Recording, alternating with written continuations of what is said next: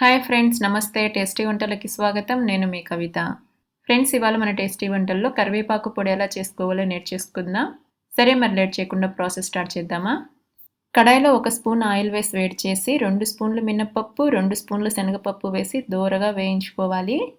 ఇవి వేగడానికి కొంచెం టైం పడుతుంది కాబట్టి వీటిని ఫస్ట్లోనే వేసి వేయించుకోవాలి.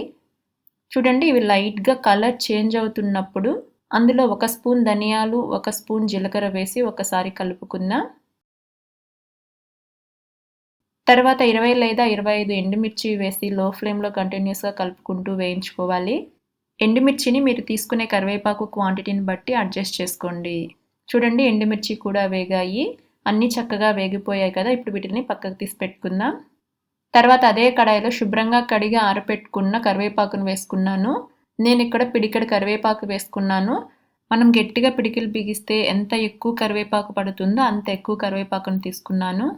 ఇప్పుడు దీనిని లో ఫ్లేమ్లో కలుపుకుంటూ కరివేపాకు క్రిస్పీగా వచ్చే వరకు వేయించుకోవాలి. చూడండి, కరివేపాకు బాగా వేగింది. ఇలా మనం వేలితో నలిపితే పొడి పొడిగా అవ్వాలండి. ఇలా వేయించుకుంటే కరివేపాకు పొడి త్వరగా పాడవకుండా ఉంటుంది. ఇప్పుడు స్టవ్ ఆఫ్ చేసుకుందాం. తర్వాత మిక్సీ జార్లో ముందుగా వేయించి చల్లారి పెట్టుకున్న ఎండుమిర్చి, ధనియాలు, జీలకర్ర మిశ్రమం వేసుకోవాలి. అలాగే చిన్న ఉసిరికాయ సైజ్ అంత చింతపండుని తీసుకొని విడివిడిగా వేసుకోవాలి. 15 వెల్లుల్లి రెబ్బలు, వేయించుకున్న కరివేపాకు, అలాగే రుచికి సరిపడా సాల్ట్ వేసి మూత పెట్టి వీడియోలో చూపిస్తున్న విధంగా బాగా మెత్తగా మిక్సీ పట్టుకోవాలి. కరివేపాకు పొడి కొంచెం ఘాటుగా ఉంటే చాలా బాగుంటుందండి. సో మీ ఎండుమిర్చి కారంని బట్టి మీ కరివేపాకు ఎన్ని కావాలో అన్ని వేసి మిక్సీ పట్టుకోండి.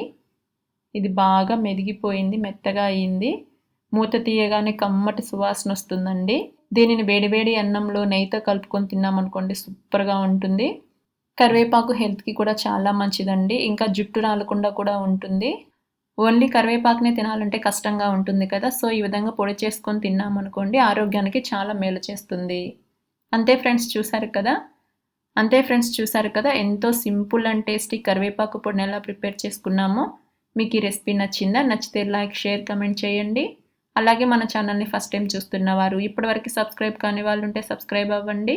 ఇంకా పక్కనే ఉండే బెల్ బటన్ని ఒక్కసారి క్లిక్ చేశారంటే నేను ఎప్పుడు వీడియోస్ పెట్టినా మీకు నోటిఫికేషన్ వస్తుంది. మీరు ఎప్పుడు ఫ్రీగా ఉంటే అప్పుడు వీడియోని చూసేయచ్చు. Thank you.